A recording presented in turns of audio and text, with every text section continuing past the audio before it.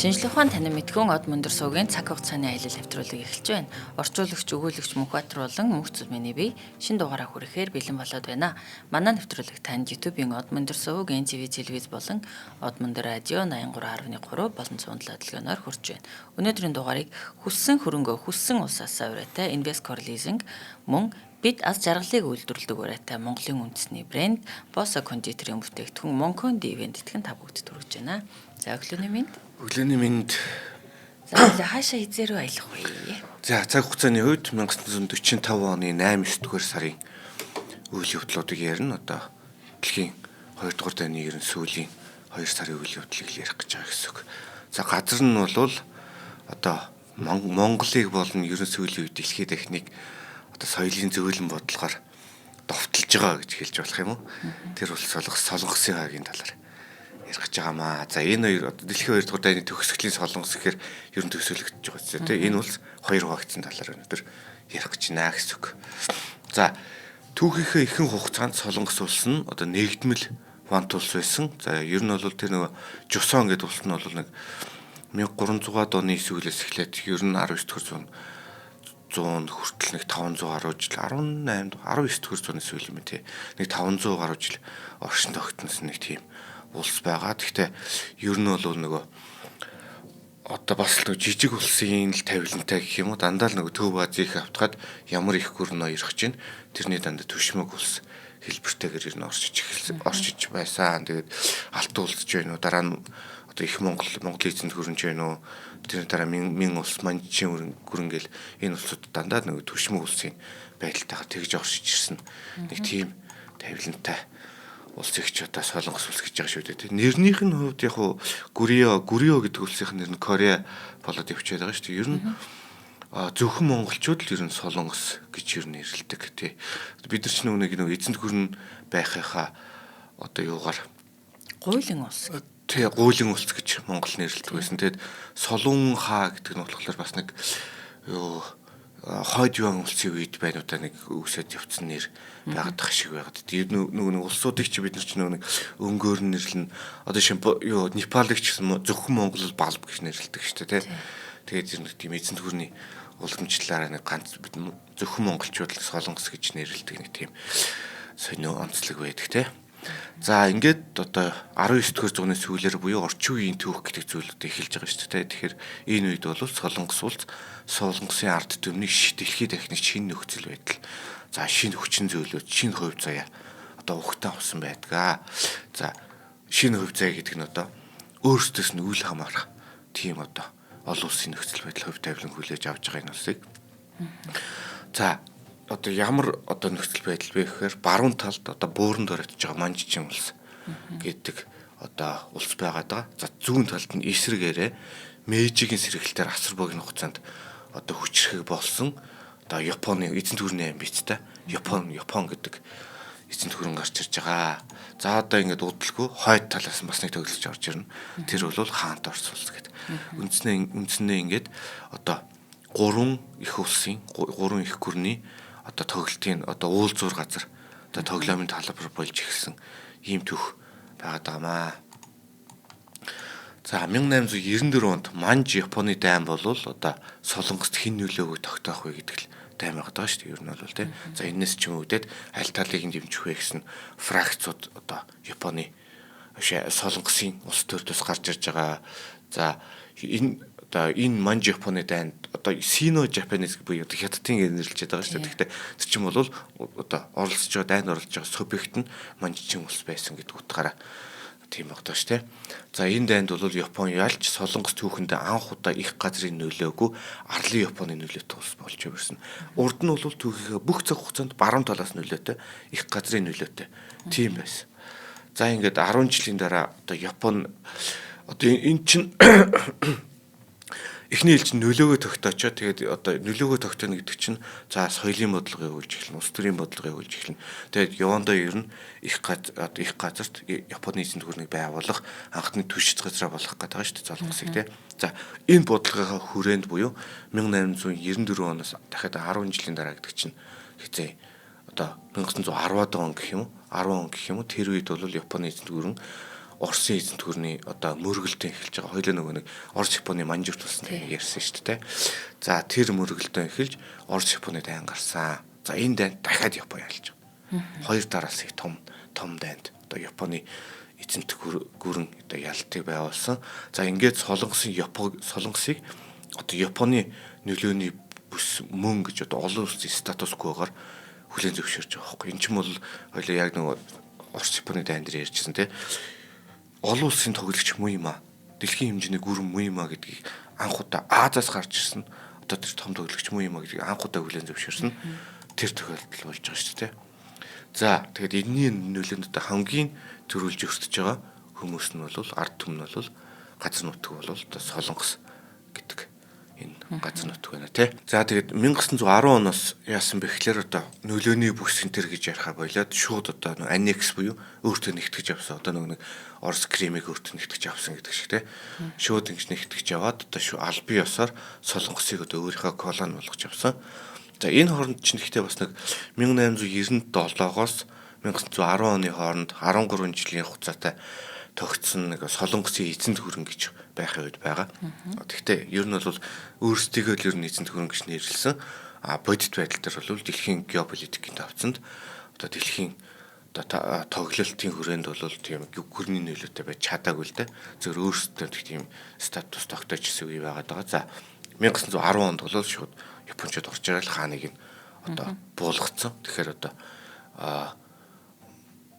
хамгийн одоо Японы яг одоо Солонгосын өөрийн гэсэн төр тулстай тэгээд одоо Солонгосын хойгдоо бүрэн эзэмшиж суусан тэр одоо үеийн 1910 оноор дуусгар болж ийн гэх юм да тий.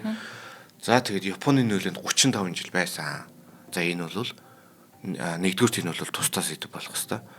Тэгээд энэ бол ер нь бас л их асрах гайзуулан гэл үе байгаад байгаа шүү дээ. Тэгээ ер нь бол бас нэг юм гэдэг чинь хоёр талтай. Асар их одоо гайзуул одоо тэр чинь нөгөө юу байгаа шүү дээ. Эрчүүдийн хүчээр ингээ хөдөлмөр эрхлүүлээд эмэгтэйчүүдийг нь одоо бэлгийн мөлжлөгт одоо аваад өртүүлээд аваад явцсан. Ер нь бас л харгислүүдсэн шүү дээ. Ер нь Япон бол эзэнт гүрний амбицтай гэдгээр. Яснаасаа би биэндээ дургуй хүмүүс шүү дээ. Тэ ер нь айхтар үгүй ядалтай хорсолтой хүмүүс шүү дээ.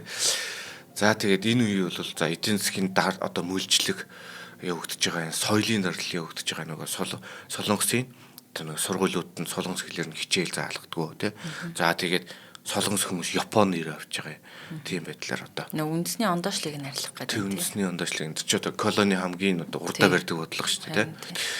За тэгээд үндсэндээ одоо Японы эзэнт гүрний албан ёсоор одоо өөрсдийн газар нутаг Японы эзэнт гүрэн Солонгосыг өөрсдөө албан ёсны газар нутаг болгож авах тэр бодлого нь явагдаж эхэлж байгаамаа. За тэгээд энэ тэгтээ бас нэг юм гэдэг чинь хоёр талтай гэдэг шиг те. Энэ үед бол одоо Солонгосын үйл төржилт за автозам төмөр замуудаас энэ үед баригдсан байдаг. Дэд бүтцийн хөгжил. Тэгэхээр ер нь бол Солонгос орчин үеийн улс болох үндэс нь бол энэ одоо хүнд хэцүү энэ дарлалтай энэ цаг үед ер нь тавигдсан байдаг гэж үздэг. За ер нь Монголын нөгөө Оросын нөлөөний үе гэсэн ер нь бол хамгийн гол модернизац явагдсан юм байгаа шүү дээ. Тэгэхээр ер нь тэрнтэй төстэй. Гэхдээ мэдээж тэрнтэй харьцуулах аргагүй хамаагүй хүнд өрх байдлаар л явагдсан байгаа л да тий. Бас л зовсон ард юм мөн шүү дээ тий. За энэ тэгтээ нөгөө нэг юу Солонгосын үндэсний хөдөлгөөнүүд гэж ер нь бол гарч исэн. За тэгтээ гол төлөв одоо нөгөө гаднаас government in exile гэдэг шүү дээ тий.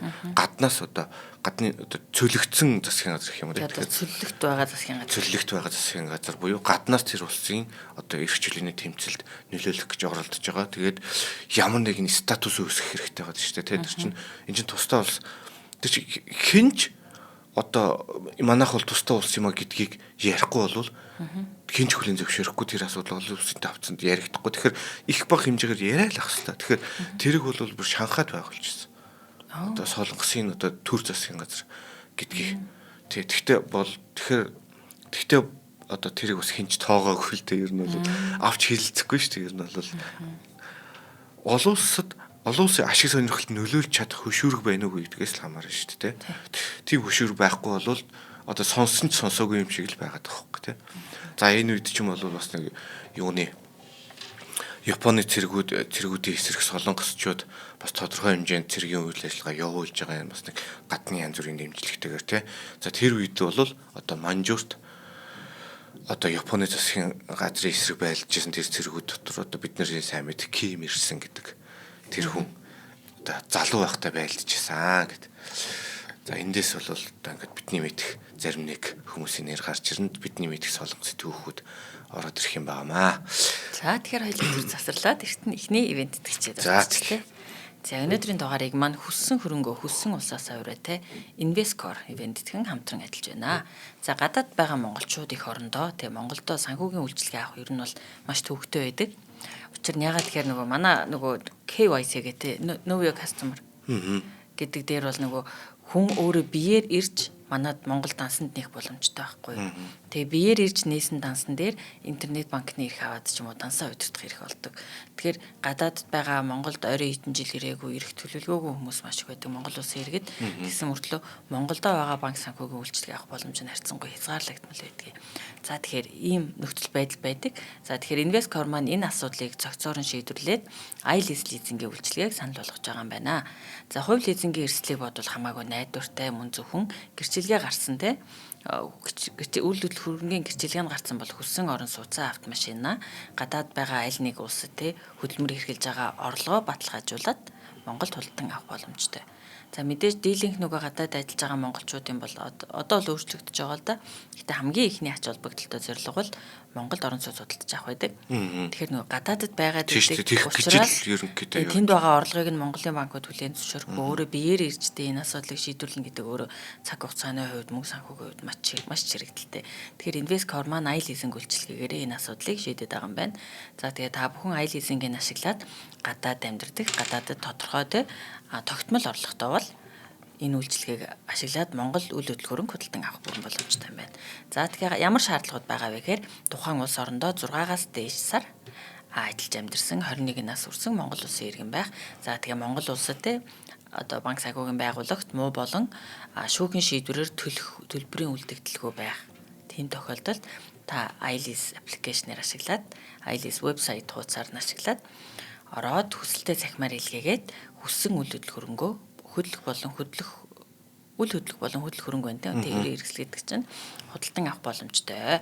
За тэгээ хаяг нь Улаанбаатар хот Сүхбаатар дүүрэг 1-р хороо Парисын гудамж 42 IC Tower-ын 1203 тод. За тэгээд iLease segment гэсэн вебсайтаар болон Invescore leasing/iLease segment гэсэн Facebook хуудасуудаар ороод дэлгэрэнгүй мэдээлэл аваа та бүхэн гадаад сууж байгаа онцлон Монгол иргэд маань санхүүгийн үйлчилгээ аваад үйл хөдлөх хөрөнгө болон тээврийн хэрэгсэл худалдан авах бүрэн боломжтой байна. Тэгээ та бүхэн дэлгэрэнгүй мэдээллийг 72 тэгтэг 27 тэгтэг дугаараас аваад холбогдох боломжтой. За ивент итгэжтэй баярлалаа. За баярлалаа. За ингээд дэлхийн 2 дугаар дайн дуусах тийшээ хандхад солонгосын асуудлыг холбоотны улсууд ер нь хилцэж эхэлсэн. Одоо линтинд болсон яалтын ч болгон, кайрын ч болгон тэргээл линтинд болоод байгаа шүү дээ. Энэ ч юм бол олон улсын статус квог л ер нь ярьцаад байгаа шүү дээ. Хаана буфер зоонуудыг бий болгохгүй. Энэ их гэрнүүдийн чинь бодлого нь тэр шүү дээ. Одоо хаан бамбай бүсүүд хаана үсэхгүй тэгээд болохын хувьд тэр бамбай бүсээр байлтжээ гэдэг тийм асуудлууд л ер нь яригдаад байгаа. За 1943 оны 11 сард болсон Кайрын чуулган гэж байгаа. За энэ дээр бол Америкийн нэгдсэн улс Хятад хоёр уулзж ярилцсан. Энд бол энэ үе чинь Хятадын удирдагч Чанкайши байгаа шүү дээ. Тийм тэгэхээр тэн дээр бол уулзаад за Солонгос бол эрх чөлөө тусгаар тогтносон улс байх юм байна. Тэр нь ер нь бол ашигтай гэдэг одоо тийм яриа хэлцээрт хүрсэн. Энэ бол яг нэг мэдээж Америкт л ашигтай байгаа юм л та тий. Тэр чинь нөгөө соёлын зөөлөн бодлохоор хаана ямар эрх чөлөө тусгаар тогтнол улс вэ? Тэрэнд өөрийн нөгөө либерализм шингээгээд өөрийн гэсэн одоо нөлөөний газраа төвч газраа болох боломжтой гэдэг тийм л асуудал яриад та. Хэрвээ өөрийн дураар болдог бол юу Хятад бол мэдээж нэгтгэхэд авчгал сонирхолтой байгаад байгаа. Одоо нөгөө Монголыг нөгөө өөрийн одоо харийн ёс нөгөө 5 үндэсний улс байгуулна гэж явж байсан шүү дээ. Тийм тэгэхээр тэрэн шигээл одоо өөртөө нэгтгэхэд авчгал сонирхолтой байгаа. Тэгэхээр энэ болвол одоо Америк нэгдсэн улсад тэр нь ашиггүй. Тийм учраас энэ дээр ер нь тулгын хүлээлгэх маягаар л юм хилцүүлэх болцсон байгаа. За статусын хувьд тийм одоо их хичээлээ тусгаад тогтносон улс тийхтэй бодит байдалтай солонгос чи өөрийн гэсэн орчин үеийн улсыг байгуулж чадах уу гэдэг асуудал дахиад хөндөгдөн шүү дээ тий. Тэгэхээр одоо за баяр хүргээс одоо баяр хүргээ тусгаар улс бол одоо баяртай гэдээ явуучих юм бол шууд дараа чинь иргэн тойрны байгуулагдж байгаа том хөрнүүд өөрсдийн нөлөөгөө тогтоогоол тэгэл явандаа бараг нэгтгэж авчих асуудал яригдах учраас энд чинь нэг international trusteeship гэж ер нь хэлээд байгаа. Тэр нь за нэг тийм олон улсын итгэлцлийн одоо юу гэх юм уу нөлөөний бүс гэх юм уу захиргаа гэх юм уу тийм одоо тийм хүрээний дор одоо өөрөөсөө улсаа авч явж чадах одоо нэг улс төрийн мэдлэг төр тус ёсны уламжлалын эхлэлийг тавьж чадах одоо хүртлээ нэг тийм олон улсын итгэлцэл доор явах гэдэг нэг тийм бодлоо байгаад байгаа юм л да. За ингээд ийм одоо тийм одоо олон улсын итгэлцэлийн нөлөө за нөмөр нөөлөг гэх юм уу нөлөө гэх юм уу хяналт гэх юм уу хаанаас юу гэж харахаас хамаарат шүү дээ тий. Тэгэхээр тийм одоо нөхцөл байдалд оруулчихж байгаа. За тэгээд 2 жилийн дараа 45 оны Ялтын гэрээ гэдэг одоо алдар гэрээ байгаа шүү дээ тий. Герман ялагдсны дараа Орос улс Япон руу анхаарал хандуулах талаар одоо Рузвельт, Сталин хоёр уулзаж Ялтын баг хурал одоо хийж байгаа. За энэ одоо Ялтын баг хурал дээр одоо Сталин Солонгост холбоотны нөлөөг арай багасгах шаардлага тавьсан байгаа. Яг гэвэл эн чинь одоо 45 оны 2 дугаар сар ахгүй юм чинь. Тэгэхээр Хиросима Нагасакид бөмбөг хаяхаас 6 сарын өмнөх үйл явдал байгаа. Тэгэхээр одоо юм гэдэг чинь аягүй сонио. Лос Аламосын төсөл чинь Манхэттен төсөл чинь 43 онд эхэлж байгаа. Тэгэхээр одоо атомын бөмбөг энэ 2 дугаар сараас өмнө бүтээгдээд Хиросима Нагасакид 2 дугаар сараас энэ Ялтын гэрээнээс өмнө тэнд бөмбөг хайцсан болвол шууд өгдөө бууж өгөх нь ер нь бол ойлгомжтой болж өгнө гэсэн үг. Тэгэхээр Сталиныг тэр юу манжууртайгаа Японы зэргийг хөөгөөд өгөөч гэж гуйх шаардлага гараач өгөөч. Шууд л зэрэгээ татах магадaltaй болно гэсэн үг шүү дээ тий. Тэгэхээр одоо энд чинь нөхөр дахиад энэ дайвар солонгосын асуудал дээр солонгосыг яах вэ гэдгийг Сталинаас асуугаач өгөөч гэдэг асуудлаас тавигдчих эхэлж байгаа байхгүй. Тэгэхээр одоо гол нь энд бол одоо солонгосын төлөөлөл гэдэг мохт ер нь ярихдаггүй байна. Тий. Одоо 1915 оны Хяхтын гэрэн дээр тэнд чинь бас нэг богд хаанд Монгол улсын төлөөлөл гээл намны сүрэн одоо даалам цэрэн чимэр гэсэн хүмүүс очиад ингэ эсэргүүцээл одоо яагаал тэр юм энэ урд шидэл барайл нэг тиймэрхүү байдал гаргаад байгаа шүү дээ. Энд бол солонгосын ямар төлөөлөл байхгүй. Тэгээд одоо энэ нэг Шанхайд байгуулчаад байгаа одоо нэртүүдийг байгуулчаад байгаа төр засгийн газар нь ч гэсэн энэ яриаг хэлцэн. Ерөөсөө огт оролцоогүй. Тэгэхээр солонгосын ард түмэн бол огт тийм одоо юу шийдээгүй гэсэн үг. За ингээд 8 дугаар сар боллоо. Хиросима Нагасакид атомын бөмбөг хаялаа. Оросууд манжуураас үлдсэн бүх Япон зөвүүдийг хөөж гаргалаа. За гэхдээ одоо солонгосыг яах талаар тодорхой яаж тохирсон юм байгаагүй. Зүгээр ерөнхийдөө ингээл нэг тийм хоёр талаас жоохон чимээгүй байдалтай. Яг өөрсдийн бодлоо. Өөрсдийн дотроо бодсон юм та. Яаж өөрчлөгдөхийг хараад тэр боломжийг хүлээгээл ээжсэн байгаа л да. Тэг дотроо бол мэдээж бодсон юм та. Тийм. За Япон ялагдахад мэдээж солонгосын ард иргэд бол бөөн баяр хөөрүүлж байгаа. Магнан тэнэнэ. Тий, магнан тэнэж байгаа. Гэхдээ бас л одоо тухайн үед нөгөө солонгосын нөгөө учир мэддэг хүмүүс чинь болвол за ер нь бас эвгүй цаг үе ирж байна гэдгийг гадарлаж байгаа шүү дээ. За хойноос нэг юм нөлөө байна. За Америкаас нэг нөлөө. Эзэнгүү болчлаа шүү. Тий. Одоо бараа Хятадаас нэг юм нөлөө байна гэдэг ч юм тий. За харин хойд талаас Оросын зэргүүд айл хэдийн ороод эхэлсэн байсан. Тэр чигээр л явж байгаа шүү дээ. Ер нь манжуураад одоо манжуураас Японы зэргийг хөөчөөд ялуу гол дээр очих хөтэ за гэж зогсно гэж байхгүй. Энд чинь бол цааш ингээл ороод явчихж байгаа. За тэгэхэд одоо Америкийн нэгдсэн улсын энэ дээр бол шүү сандарч байгаа. Яг тэгвэл Солонгост одоо ямар нэгэн байдлаар түшиж газар үүсэхгүй л бол бүр үргэлж Филиппинээс нааш юу ч авахгүй одоо Америкт. Их газрын хятад мэтээр ингээд эрэг дагуу Шанхай манха тэр хавийн газруудаар Америкийн нөлөө ерөөсөө огт байхгүй. Тэгэхээр нэг тийм Оросын тэр нэг зөвлөлтийн империализм гэдэг ойлголт байгаа шүү дээ. Тэр империализмыг хаана очиж тогтоох вэ гэдэг асуудал юу яригдчихэж байгаа байхгүй. За тэгээд Нагасакид атомын бөмбөг хайсны ерөөсөө их маргааш нь Америк нэгдсэн улсын армийн офицерууд хуралдаад 38 дахь өргөргөөр одоо энэ бол за бараг зүгээр яарад хилцсэн тоолохгүй. Түүнээс биш ер нь нөгөө нэг нөлөөний бүс гэдэг ч юм уу, улсын хил хязгаар гэдэг ч юм уу, улсын хил хязгаар байтугай улсын доторх мужийн хил хязгаарыг ч гэсэн ямар нэгэн улс үндэстэн ухсаатан эсвэл газар нутгийн байршил, уул ус, том гол мөрөн юу вэ те? Тэрүүгээр тогтоодог байтал энэ 38 дугаар өргөрөг гэдэг бол зүгээр л хиймэл хэл. Тэнд ямар ч одоо юу байхгүй. Одоо 30 Солонгосын тэр 38 өргөрөг гэдэг газрыг очиод харах юм бол тэнд ямар нэгэн өндөр уул ус байхгүй, юу байхгүй, ухсаалтны хуваагдал байхгүй, гол мөрөн байхгүй тий. Тэнд бол цэвэр хиймэл хэл үсгэж байгаа байхгүй. За тэгээд энд бол яагаад тэр 38 өргөргийг сонгосон бэ гэхэлэр мэдээж ер нь хамгийн гол шалтгаан нь тэрнээс урагшаа одоо улсын нийслэл сөөвл одоо байсан. Тийм учраас одоо тэн дээр хилийн одоо демаркац гэдэг шүү дээ. Тэр хилийн за ихэнх одоохондоо бол демаркац яригдах болоогүй байгаа. Зүгээр 38 дэх өргөргөөр одоо нөлөөгөө ингэж хуваах юм шүү гэд. За хойшоо бол нөгөө юу Орос юу хоёрыг Солонгос хоёрыг зааглаж байгаа газар чи ялуу гол гэдэг. Тэр дэг гол байгаа шүү дээ. Тэгэхээр одоо үнэхээр л сандарч твлж гаргасан нэг тийм одоо 38 дэх өргөрөг гэдэг одоо хиймэл хил байдаг шүү дээ.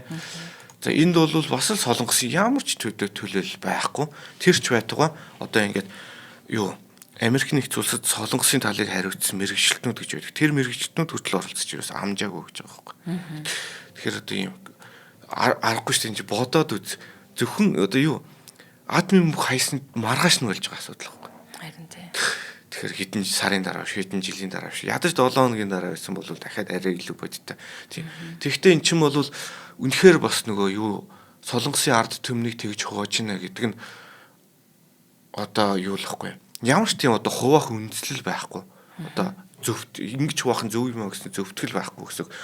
Магадгүй тэр хилээр хуваагдсан тэр хилийн хоёр талд үлдсэн Солонгосын ард иргэдийн одоо ёс уламжлал одоо амьдралын хэм маяг юу ч гэдэг те ген мен гэдэг ч юм уу те тэр талаар магадгүй тав төрөөс ч ойрхон хүмүүс байна.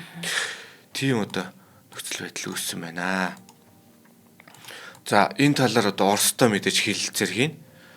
За ингээд 38 дугаар өргөргөөс хойш Японы цэрэг зэвсгийн хурах ажлыг Оросууд хийнэ. Энд чинь гол нөгөө нэг гол зөвтгөл нь японочдыг хөөж гаргах, тийм байгаа японочдын цэрэг зэвсгийг хувааж авах, их тавин тогтоох гэдэг одоо асуудал яригадаад байгаа шүү дээ. Өнгөн дээрээ бол те цаагуур бол өөр асуудал. За энэс одоо урагшаа байгаа японочдыг одоо цэрэг зэвсгийн хурах ажлуудыг Америкчууд хийнэ гэсэн байдлаар л юу өгдөг байгаа. За Оросууд энийг зөвшөөрөөд одоо яг тэр хавьтаа буюу 38 дугаар өргөжлөлтөөр төрөлтэй зогсоосоо гэж. За ингээд албан ёсоор бууж өгсөн 8 дугаар сарын 15-нд за Лю Вун Хюн гэдэг хүн байгаа. Солонгосын энэ хүн одоо нэр төртэй төлөөлөгч хүн байсан. За тэгээд улс төрийн идэвхтнүүдтэй одоо сөүлдө хоролдож Солонгосын тусгаар тогтнолыг зарлаж байгаа. За эхний хэлний ямар ч зарлж нь тэгтээ олон улсад хүлээн зөвшөөрөх гэдэг чинь дахиад нэг өөр асуудал те. За Америк нэгдсэн улсын зүгээс бол тусгаар тогтнолын хөдөлгөөнд оролцож байгаа бие бүрэлдэхүүнийг хараад хитрхи зүүнний хүмүүс байна. Ер нь л коммунистууд байна шүү дээ гэсэн байдлаар хандж ирсэн. Тийм учраас хүлээн зөвшөөрөөг. Яг л коммунист улс байгуулах гэж байна гэж үзэж байгаа. Яг л энд ч нэг тийм ардын хороо гэдэг ойлголтууд ингээд энэ тийм ингээд сэл гэдэг шүү дээ. Энэ тийм үүрүүд ингээд үүсээд байгаа хөөх Солонгос дотор. Ардын гэдэг нэр ороод ирчихлээр л нэг тийм коммунист юм. Тийм зүүнний ойлголт болоод өвчин те. За тэгээд энэ хооронд нэг хүлээн зөвшөөрөхгүй байж байгаа хугацаанд нөгөө уламжлалт үндэсний үзэлтэй коммунизм эсрэг үзэлтэй тийм хүмүүсийг одоо Солонгост эргүүлж авчираад байгаа байхгүй Америкийн талаас.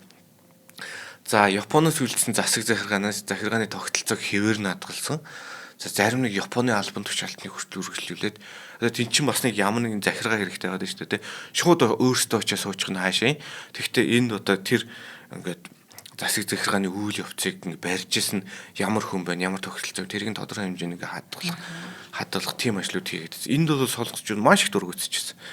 Энэ яагаад гэвэл эн чинь нэг тэр ер нь Оросын нөлөө айлэрт орцсон л байгаа байхгүй. Яагаад гэвэл газар нутгийн хувьд илүү ойрхон байгаадсэн байна шүү дээ тийм. Тэгэхээр тэн дээр бүр ингээд тэн чин зөвлөлт гэдэг ус байгуулагдаад 30 жил өнгөрчээд тэгтэй.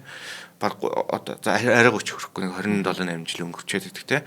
Тэгэхээр тэн дээр бол нөлөө найрлахад энэ орцсон байсан. За тэгээд тэн дээр бол одоо Америкийн талаас яаж өөрсдийн нөлөөгөө оруулж үлдээх вэ гэдэг асуудлууд яригдж байгаамаа. За тэгээд хойд зүгээс бол ардын хороонууд үйл ажиллагаа явуулахыг одоо дэмжиж байгаа. Энэ чинь ойлгомжтой шүү дээ, тий. Газар нутгийн ойр байдлаас хамаарат Оростой одоо хамт байлцсан хүмүүс солонгосчууд тэнд байж гэн. Оросд бэлтгэгч офицерууд нь тэнд байж гэн. Нөгөө Ким Ир Сен гэдэг одоо хүн чинь одоо тэнд хамт байлдаад явж исэн байна.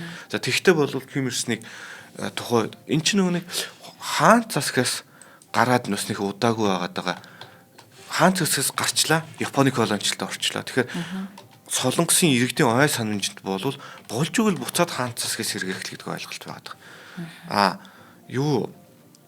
Зөвлөлтийн нөлөө бол Оросын нөлөө бол орохын хувьд орсон. Тэгвэл тусгаар улс гэдэг бол хаан засаг гэдэг төсөөлтөй байдаг шүү дээ. Бүгд найрамд тус гэсэн ойлголт. Тийм, бүгд найрамд тус гэдэг ойлголт байхгүй. Тэгэхээр нөгөө Оросын талаас тавьсан хүн бол одоо тавьж байгаа хүн бол Ким Ир Сен, энэ хүн бол цэрэг хүн.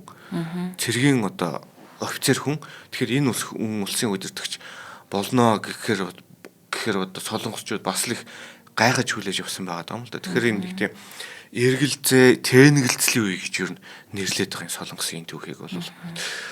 За тэгвэл энд бол нөгөө Оросын талаас нөгөө газрын реформ, Япон эддийн газрыг одоо хурааж аваад ядуу орд тарах гэдэг саналыг тавьсан. Энэ бол социализм яагаад гоё вэ гэдэг одоо нэвтрүүлгээр цом өгчтөр ярьсан байгаа. Энэ бол ардад маш их таалагддаг. Ядуу ардад хамжлага ардад маш их таалагддаг сэдв. Тэгэхээр одоо хойноос одоо зөвлөлтийн талаас ийм саналуудыг тавиад байгаа. За уурхай цахилгаан станц үйлдвэр завуудыг зөвлөлт мэдлэлтэй авсан. Заримыг нь одоо дайны нөхөн сэргээлт гэдэг утгаар одоо тим нэрийн дээр Орос руу очиж исэн.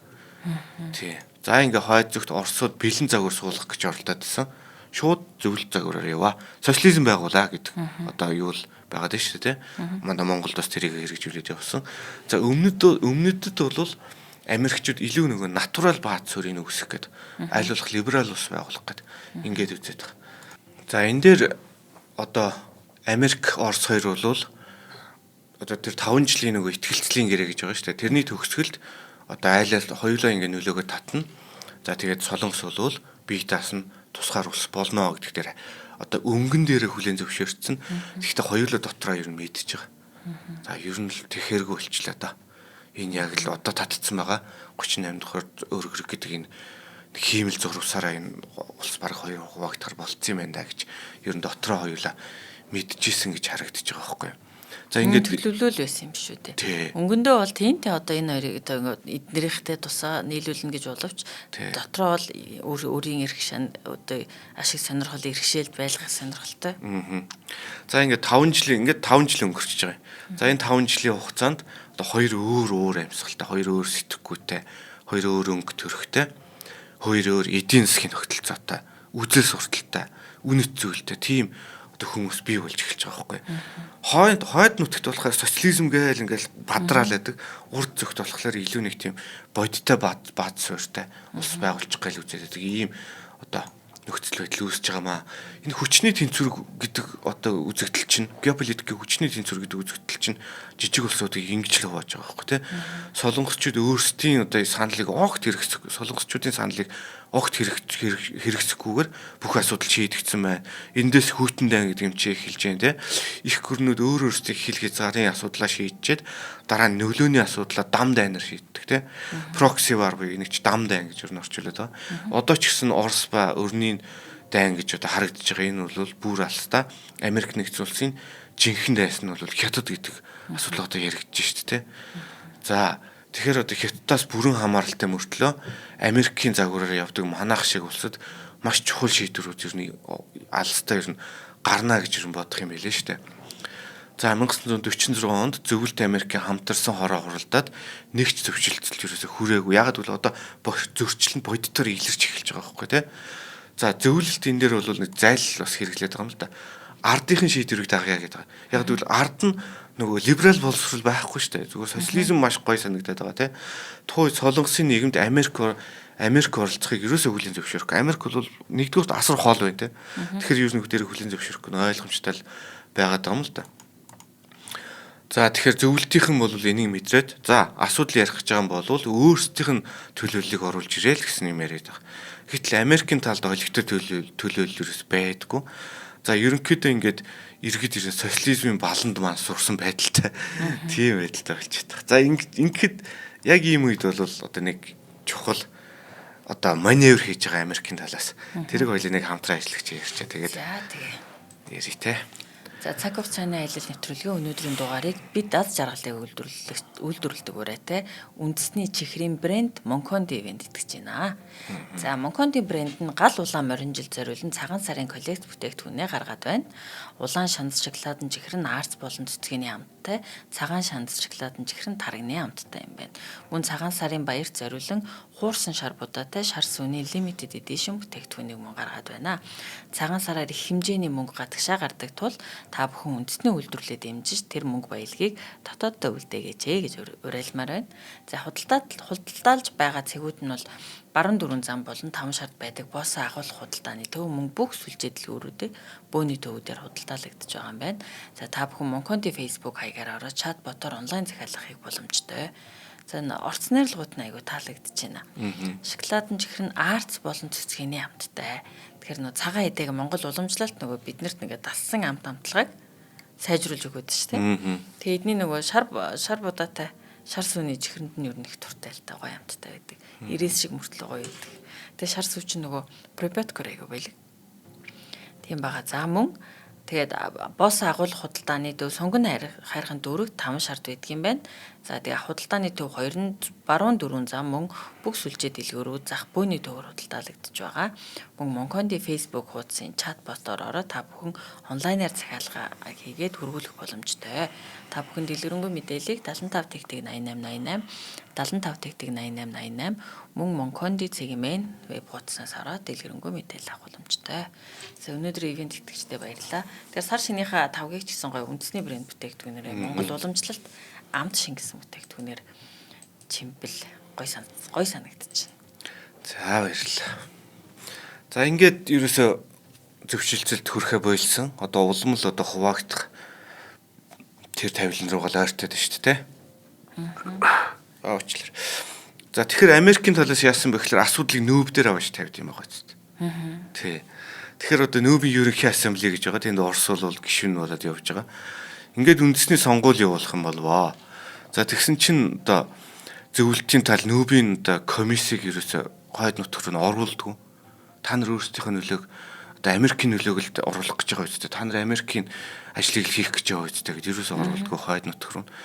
Тэгтэл одоо сонгуул явуулах гэсэн одоо шийдвэр гарчаад идэг. За ингээд ард түмэн дунд нэр референдум хийх гэдэг аа. Тий. Одоо юу? Бүх нийтийн санал асуулга, тусгаар тогтнолын санал асуулга явуулах гэдэг. За ингээд зөвхөн одоо өмнөд тэр сонгуулийг хийчихэж байгаа байхгүй. За ингээд 1948 оны 8 сарын 15-нд болсон сонгуулиар одоо Солонгосын тусгаар тогтнолын төлөө олон жил тэмцсэн И Суман гэж хүн одоо ерөнхийлөгчөөр сонгогдсон. Одоо анхны ерөнхийлөгч нь ийм хүн байдаг. Ингээд өмнө зүгт бол бүгд найрамдах Солонгос улс байгуулагдаж байгаа юм. Яг ингээд хэдхэн хоногийн зөрүүтэй хойд талд нь бүгд найрамдах арчилсан Солонгос гэдэг улс байгуулагдсан. Ингээл ерөөсө хиймэлхлээр энэ улс хоёр хуваагдсан тавилантай байгаа маа. Харамсалтай юм тий. Тэр нь одоо нэг газрын хил биштэй. Магадгүй ингээд нэг угсаа гаралтайч гэсэн ингээд байгалийн хилээр ч юм уу хязгаарлагдаад биентэй тий ингээд харилцдаггүй ойрхон байгаагүй биш тий. Зүгээр л ингээд талбайг хоёр батж байгаа да ямар ч ялгаагүй. Тий. Та бүхэн ингээд яриа суучсан чи шууд ингээд голоор нь хил татчихж байгаа та. Адилхан юм болж байгаа юм л та. Тэгэхээр надад нэг юм ингээд санагдаад байна. Ер нь ингээд энэ ард түмний ингээд эрх ашгийг ирээдүг өөр хүчтэй гүрнүүдтэй өөрийнхөө нөгөө ашиг сонирхлоор шийдээд дээ шүү дээ. Яг энэ ард түмэн хайцсан бэ гэдэг асуулт. Гэтэл нөгөө ингээд өөрөө хэдийгээр нэг хан тусанд байсан гэсэн үргэлж түшмэг улс байсан. Гадаад бодлогын хувьд тэднээс хамааралтай бүх зүйлийн хувьд өндөр хэмжээний доторх хүчээр төлдөг те. Дотоод асуудлаа л өөртөө ноёд нэг тодорхой хэмжээнд шийдэх хэрэг мэдлэлтэй.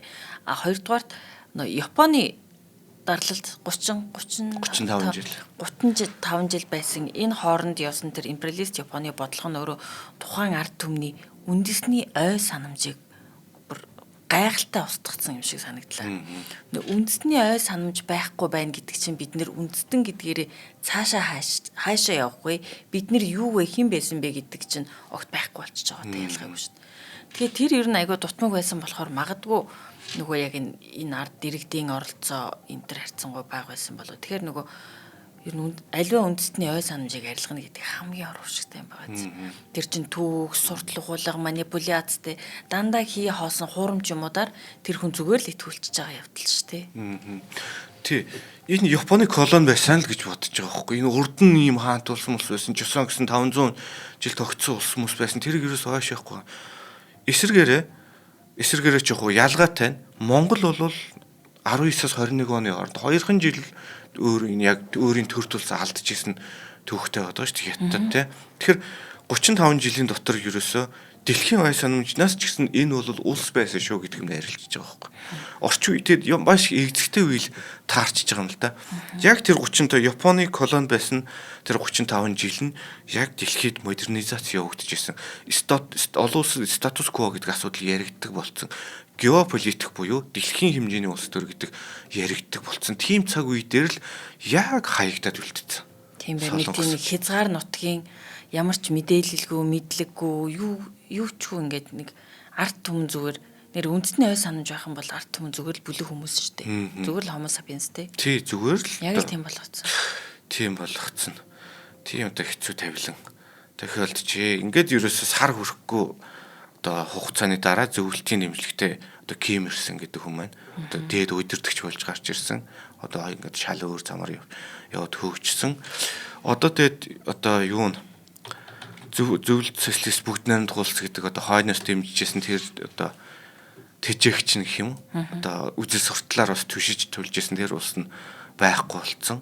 Тэгтэл одоо өөрийн гэсэн юугаар яваал ингээл хаагаал бүх юмыг ингээл хаагаал барайл тэгэл хэр удааны энэ байдал тогтох энэ чинь нэг өдөр энэ үрд ингэж тогтохгүй шүү дээ эзэн нэг цагт зад үсрэх нь ойлгомжтой. Тэгтээ яг хэр холоор харах вэ гэдэг асуудал те 50 жилээр харуул магадгүй тогтгол байх.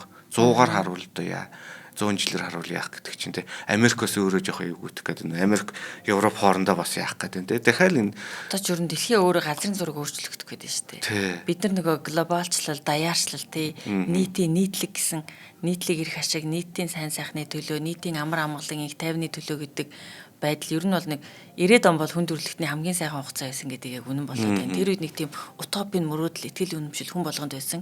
А гэтэл одоо биш юм байна.